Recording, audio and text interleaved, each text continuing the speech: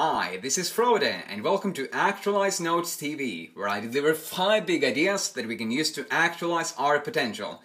And I give you some tips on how you can apply them to your life. Today we have another great book, Show Your Work by Austin Kleon.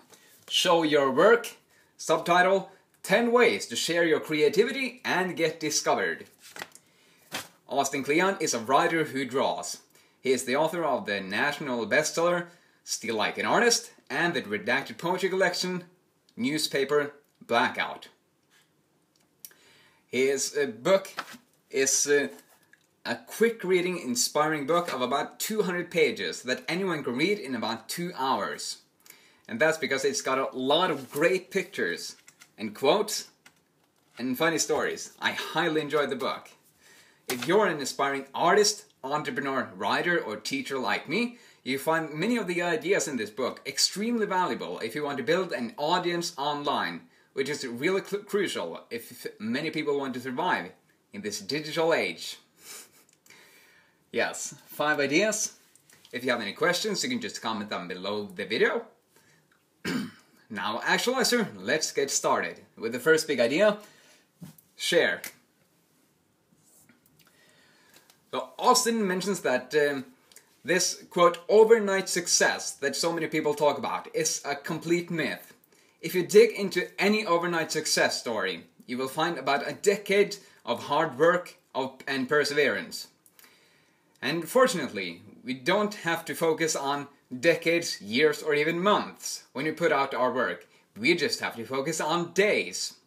And that's why Austin advises us to share a small piece of work every single day, or on the days you work. When you finish your work, just go back to it and see if there's one small thing in it that you can share to your followers. For example, it could be a blog post, a tweet, a picture on Facebook, or it could be a YouTube video, like these. Also, the theme of overnight success reminds me of Grant Cardone, a highly successful sales trainer, entrepreneur, and real estate investor, who talks about it in Be Obsessed or Be Average. And he says that he is the only one who knows that his, quote, overnight success came after some 150,000 social media posts, 78,000 tweets, 13,000 speaking engagements, and much more. So, we don't want to focus on decades, we want to focus on days. Share one small piece. Also, this example of Grant Cardone shows that we don't have to focus on everything being perfect when you put it out, because Austin mentions that the science fiction writer, his name was Theodore Sturgeon, says that 90% of everything is crap. And that goes for our work too. And we can't know how the audience will react, so we just have to keep putting out small pieces of our work so we can get feedback on how we can improve. We want to share a small piece of our work every single day. And if you do that consistently over months and years and decades, you'll build up a substantial amount about your work eventually. Next big idea, hearts versus eyeballs. Austin says that we need to stop worrying about how many people follow you online and start worrying about the quality of people who follow you. He talks about how we want to focus on getting hearts, people who really care about your work and wants you to succeed and who receive value from your work. And it's better to have few of those than the many eyeballs that just gloss over your work and don't care about it at all. Also, he says, if you want more followers, be someone worth following. You need to consistently put out quality content if you want people to start following you. And this is a cool effect I noticed after about 3 months of doing these YouTube videos. On my previous channel, 5 Big Ideas, I would go for 3 months and put out 100 videos of okay quality, And then it started gaining momentum, so more and more people would start following. And now I almost have 200 followers 1 month after that third month. And I have put out about 60 videos. So it becomes better eventually. Another thing I wanted to talk about was that, yes, Austin says that it's tragic when people ask people to follow them. He says we shouldn't go around asking people to follow us, or just follow them, because we think it will get us somewhere. And he has a great phrase in the book. Don't ever ask people to follow you. Follow me back? It's the saddest question on the internet. So we want hearts, not eyeballs. We want to focus on the quality of people who follow us, that they actually receive value from our work, not how many receive, how many who watch our work. That's what I really care about. I care more about that you receive value from what I do, the ideas I put out, than getting a lot of views. Next big idea, vampires.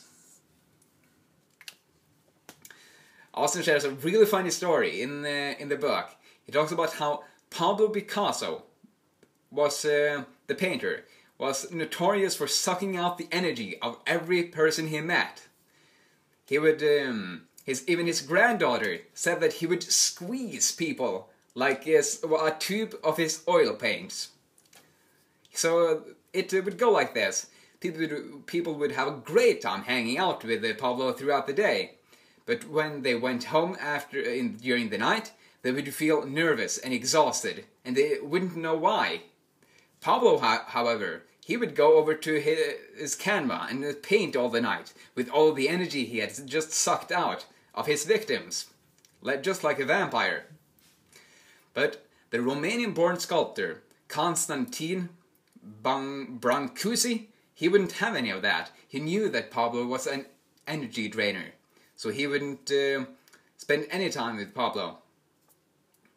And Austin says that Brancusi used what Austin calls the vampire test.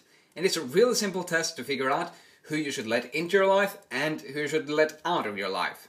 And this can be people, jobs, hobbies, places, etc. And Austin says, if after hanging out with someone you feel worn out and depleted, that person is a vampire. If after hanging out with someone you still feel full of energy, that person is not a vampire. And again, these can be people, jobs, hobbies, places, or any other things like that. So my question for you is, do you have any vampires in your life? And how can you start pulling out their teeth so you will get your energy back and flourish? Next big idea, happy ending.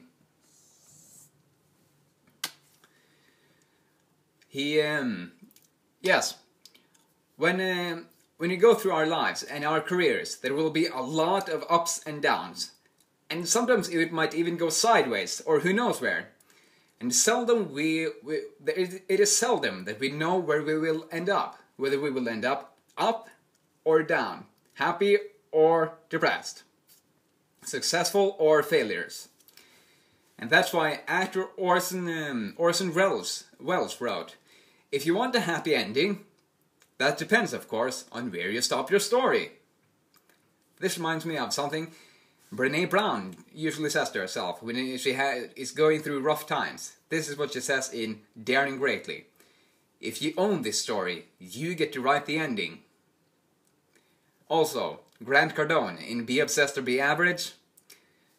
When you're in the trenches, remind yourself of how valuable and precious these stories will be in the future. My point here is, you are the author of your own story, so you get to write the ending.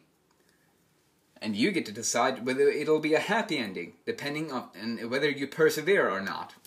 So have you stopped lately? Is it time to get back on track? The next big idea might help you do that, which is chain smoke. When an author finishes a book, he knows that the next book will not be written by itself. And in the same way, if we fail a project, it is not guaranteed that our next project will fail also. And Austin talks about how we need to constantly ask ourselves, what's next? Instead of worrying, and instead of taking a break when we finish a project and worrying about what's next, thinking about the feedback we might get, we should instead use the end of one project to light up the start of another project.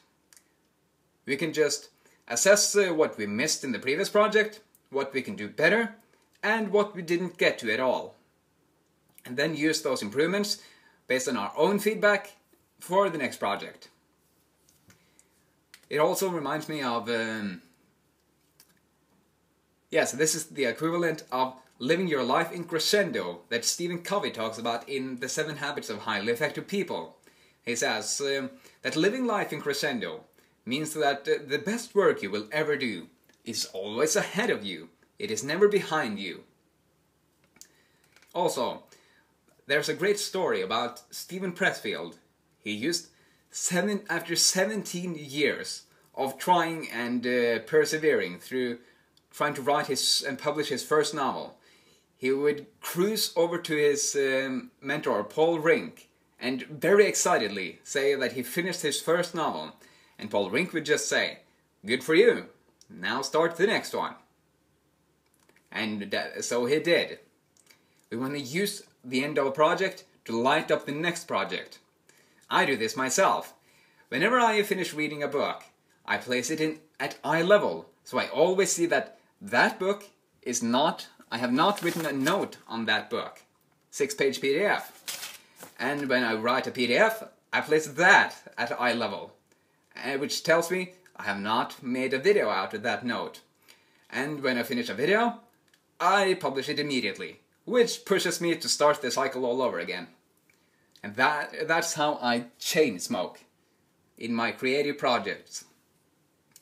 Now, how can you chain smoke in your creative projects? Have you been stopping, waiting for feedback, waiting for praise, not knowing whether it was good or not, and never really getting started on the next project? We want to chain smoke. Use the end to start the next one. That was chain smoke. Happy ending. Since you write your own story, you get to decide whether it'll be a happy ending or not. Vampires. If you feel worn out and depleted after being around a person, a place or a hobby or a job, then it is a vampire. If you still feel full of energy, it is not. Can you reduce the time you spend doing things that drain your energy, and more time doing the things that make you flourish? Hearts versus eyeballs. Instead of focusing on how many people watch your content, just gloss over it and don't care about it at all. Focus on how many hearts there are, those who are really trusting you, and that you will put out quality content that can help them. Share. 90% of what you put out will be crap, but you need to consistently put it out to know what you can improve on. And you want to share one small piece of work every single day. So, that was a quick look at Show Your Work. Thank you, Austin Kleon. What is the one idea that jumped out at you? And how can you make it a more practically embodied part of you starting today? I hope you enjoyed this video and that you continue to actualize your potential so we can create a better world together. Thanks for watching. Hope you'll have an awesome day. See ya.